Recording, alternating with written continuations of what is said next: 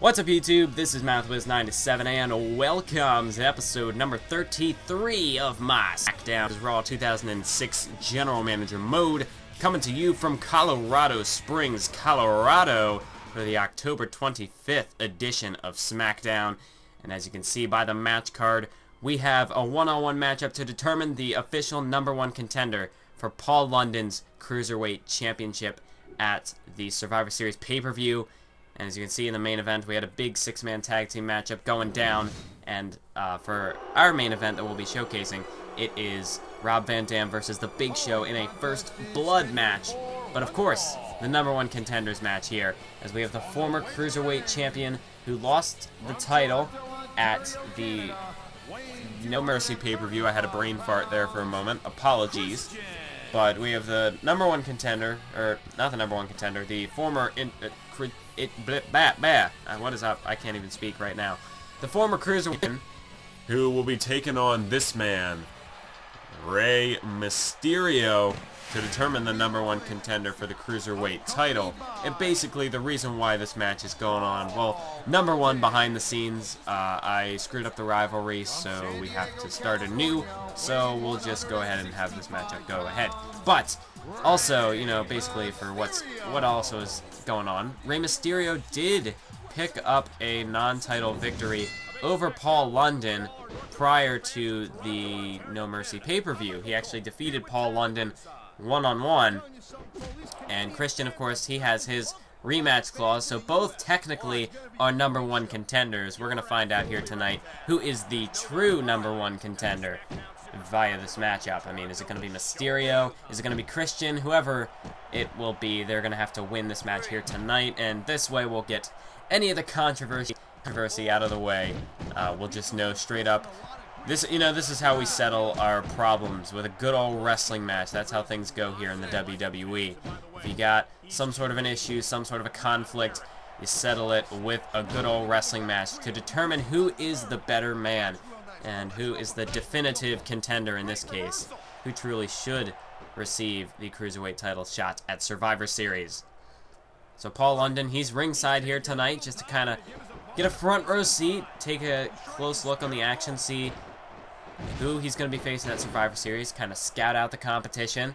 And you know, when you get it from this close of a view and you're up close and personal, you can truly see what's going on, and you can feel, I guess, a bit more involved with the actual match that's taking place. You get a close-up view rather than, you know, just watching it back on the monitors in the locker room. You know, this way Paul London, he can come out, interact with the fans a little bit, and enjoy himself. As we see, Mysterio with the Hurricanrana could win the matchup right here. Now a kick out by Christian before even a 1 count. But then he gets his face kicked in there by Mysterio, who was going to go to the top rope, but Christian was, you know, rolling out of the way. So Mysterio, oh, what a drop kick by Christian now. Christian with a kick of his own, as he just dropped Mysterio there. And dragging him to the center of the ring. Mysterio back to his feet, though. Look at this counter from Christian as he ducks underneath. Oh, and Mysterio takes out the referee by mistake. And under normal circumstances, I believe this would be the moment where Christian would go ahead, grab a weapon. But Paul London is here at ringside. He'll be able to keep this thing almost like a special enforcer, as it were. Basically just kind of keep this matchup in check, prevent Christian from doing his usual shenanigans. You know, Christian, he definitely, much like Triple H has, I mean, Christian, if he gets in trouble, he'll take the count out, he'll get a weapon, and I mean, if the ref is down, he'll go ahead and grab that weapon, and he won't even have to take the loss for it. As we can see now, Christian just with these closed fists right to the face of Rey Mysterio here in the corner. As Mysterio now, I mean, just a vicious onslaught there by Christian, as he now drags Mysterio to the center of the ring here. But Mysterio with a counter, look at this. But a counter by Christian now as he ducks underneath and connects with a beautiful kick there of his own, right to the skull of Mysterio. And now Christian just twisting the neck here, trying to wear Mysterio down here with this submission hold. Mysterio's not going to be able to get to the ropes, but he didn't need him. He was able to slip out there. Christian, though, dealing some valuable damage. And now a back suplex as he takes down the luchador. And that's one thing that sets Christian apart from the rest of these cruiserweights in the division. I guess except the other person who would kind of fall into that role. Oh, wait a minute, kill switch! Kill switch! No, a counter by Mysterio as he shoves him off. But as I was going to say, wait a minute, Mysterio with a dropkick. Beautiful counter there. But as I was trying to say, Ric Flair would be the other exception with our Cruiserweight division, other than Christian. You know, most of these Cruiserweights, they fly around that ring. They're, you know, more generally speaking, high flyers.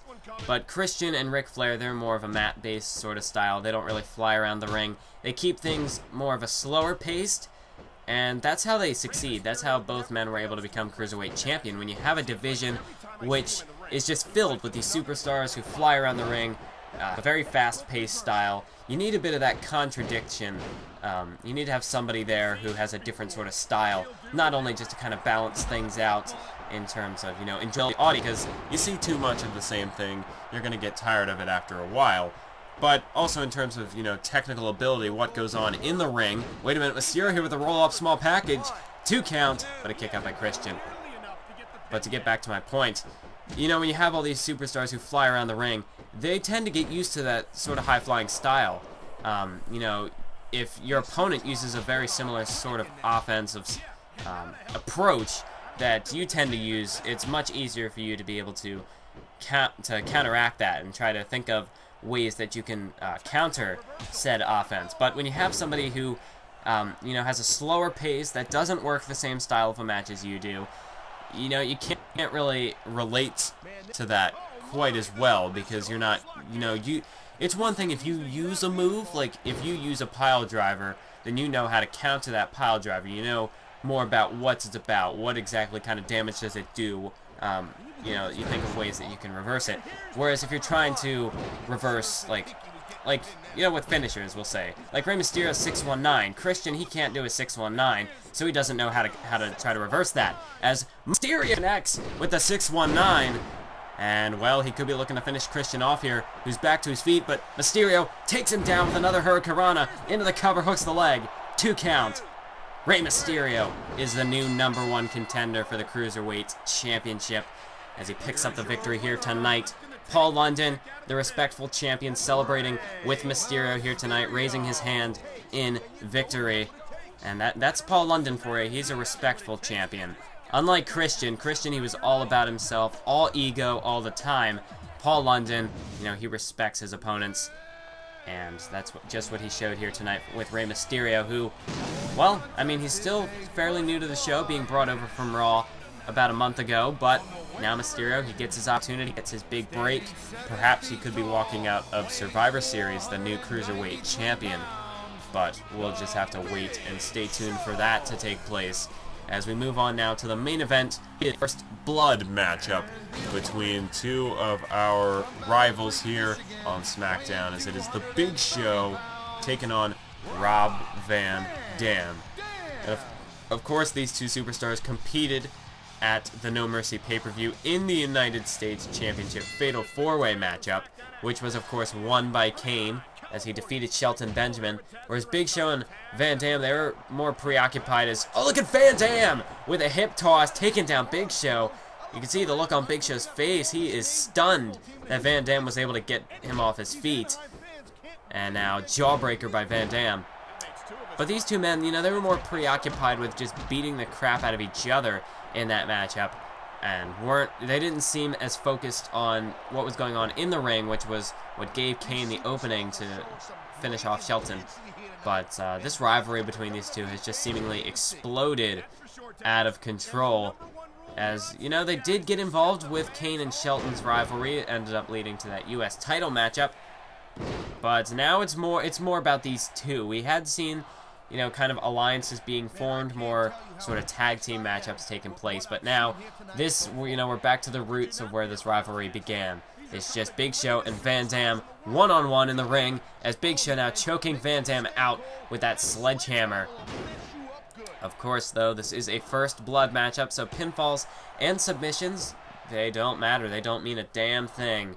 So, you know, you can beat the crap out of your opponent, and Big Show, well, I'm not sure if he has the right idea in mind here. I mean, he's just using Van Dam as just a carpet right now, just walking all over him, just, you know, cleaning off the dirt on his boots here. I mean, how disrespectful is that? But when you're someone the size, just the complete size, the presence of the Big Show, and just walking over somebody, it's definitely going to inflict some damage. Although Big Show, you know, it's a first blood matchup. You'd think he should be going after Van Dam's head. He should be trying to, you know, do some damage to the face.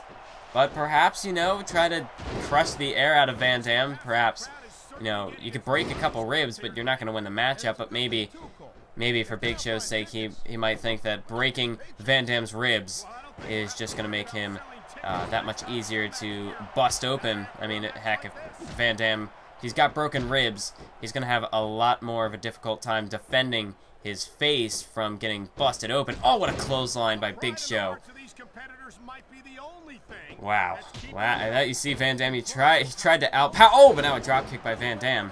Van Dam tried to outpower Big Show, but Big Show, I mean, he just almost laughed it off there. As Van Dam now delivers a leg drop to Big Show. But as well as that, you know, I guess from Big Show's perspective, if you can, you know, try to take the air out of Van Dam's lungs, he's not going to be able to quicken the pace of the matchup. He's not going to be able to fly around that ring. And it will give Big Show an edge. So I suppose there, you know, his strategy here isn't completely, you know, completely misguided. As we see now, he's just stepping on Van Dam's chin there. Van Dam, though, kicks him off here. As, oh, another clothesline by Big Show. And it's going to be interesting to see how this matchup plays out because, you know, Van Dam has beaten Big Show before, but not in a first blood matchup. And I'm not really sure who that would give the edge in this kind of a matchup. As we see, though, Big Show just, you know, doing what he normally would do, just outpowering his opponent, outpowering Van Dam. You know, using his muscle to just dominate Van Dam here. Although all these shots are more to the lower back of Van Dam. He's doing more damage on the torso, less on the head, and that could perhaps be a mistake by the Big Show. I mean, true, he is doing all sorts of damage, but he's giving Van Dam time to, you know, I mean, Big Show, he could try to just finish this match off early with a couple chair shots to the head. Instead, you know, spending all this time to work on the body, it's going to give Van Dam more time, more of an opening to try to make Big Show bleed. As, look at this. Oh, a diving corkscrew. Almost like a whisper in the wind right there. Just kicked Big Show in the face. Nice move by Van Dam. And now look at this. Off the ropes. Cartwheel into the moonsault. Beautiful move by Van Dam. And that's one thing Van Dam has to utilize is his speed, his quickness, and, you know, just these innovative moves that he can just seemingly pull out of his backside. But, oh no, wait a minute. Big Show's got him by the throat. Choke slam. And almost slammed him through the mat right there. And at this point, I mean, Van Dam, he's going to have a very tough time defending himself now from whatever that is Big Show's looking to try to do. Perhaps going for a steel chair. You know, finally taking my suggestion into account here. Van Dam, oh my god, a steel chair to the skull of Rob Van Dam. But he's not bleeding yet. Big Show, he's just going to have to keep striking him in the face. And, well, hope it eventually works. And at this point in time, I know it's going to be a bit late in terms of the video already being up, but I was on the Mike Vita show the other day. I don't know exactly when this video will be uploaded, but this is like the first chance I'll have to really acknowledge it on a commentary because like I've said in previous videos, I do record in advance when I get the opportunity. So I do want to mention, you know, other than just a little post in the description on a particular video, which is probably what I will have already done by this point, but I wanted to acknowledge in a commentary, sort of, you know, an actual video that I'm making, that I was on the Mike Vita show. So be sure to check that out if you want to learn a little bit more about me, how I started YouTube, and what exactly is that motivates me, why I do what I do. And also because Mike Vita, he's an awesome guy. It was a really fun show. I was glad to be a part of it. So be sure to go check it out. I'll leave a link to probably his channel or the video itself in the description. Maybe both. We'll see. It all depends on how I want to do that. But now, as we focus back in on the matchup, still going on. Big Show, he has failed to make Van Dam bleed a crimson mass just yet. But Van Dam, well, he's trying to hold his own, but you know, it's a nice try there, Van Dam. But it's, you know, you gotta have, you know, superhuman strength to lift the Big Show, or at least that's what WWE would like you to think. As again, Big Show going after the steel chair. And, oh, a shot to the gut. And now, no, Van Dam caught the chair, though. He rebounded fairly quickly. And now bashes Big Show in the skull once more. Although Van Dam, he did hit that hip toss on Big Show early on. Although I think at this point, he's taken far too much damage, far too much abuse to those ribs. I don't think he really has the strength left in him to manage to lift Big Show up for any sort of move, whether it's a back suplex or even just something as simple as, I don't really know, but as you can see, there's a devastating kick from Van Dam, and that's what Van Dam's got to do. You know, trying to outpower the Big Show, it's not going to work. You got to stick to what works best, what brought Van Dam to the dance in the first place, and that is his high-flying ability and those devastating kicks that he possesses, and especially considering those kicks, most of them are to the face. That'll definitely help you out in a First Blood matchup. As Big Show, though, he takes Van Dam down again, this time with a gut buster. You can see Big Show, he definitely has... Oh, both of these men have taken a lot of damage throughout this contest. Big Show had to take a moment just to recover, to recuperate there, catch his breath. And it looks like Van Dam's trying a German suplex. Well, obviously he didn't hear what I said earlier. That's not going to work. And now, as you can see, Big Show, he's got him up for a pump handle power slam. And Van Dam planted into the mat right there. And now Big Show, he's exiting the ring, perhaps looking for another weapon. Oh, but he's not going for a simple steel chair. No, those are the steel steps, baby. Van Dam, you got to watch out. You get hit with those, and you're probably going to get busted open. As, oh, shot to the gut of the Big Show. And boom, right there. Steel steps to the skull of the Big Show. And just look at that. I don't know how he got back in the ring, but look at that. Big Show is just, he's bleeding all over the place. Van Dam, he has won this First Blood matchup. And in fact, well, with this victory, I think it could very well catapult Rob Van Dam into a United States Championship opportunity against the Big Red Machine, Kane. As you can see, Big Show, he's out. He's out cold. He tried to make it back to his feet, but, I mean, Big Show, you know, with certain people, just the sight of their own blood just takes the fight out of them. For certain people, it just seems to fire them up that much more. As we can see, we did get a plus 30,000 fan boost for this week, which is good because we do have some pay-per-views coming up. I believe Taboo Tuesday is next, and then it's Survivor Series, or maybe it's just Survivor Series. I don't know. I may have just completely lost where we are in this calendar year. But as we take a look, we did get a 3.5-star show. Although Raw, they had a Hell in a Cell main event, which was, talk about over the top for a regular TV show.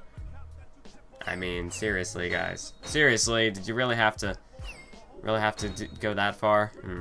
I guess, hey, it's not an Iron Man match. It's not a last man standing. It's not a battle royal. So, I mean, the Raw fans, they must really enjoy it.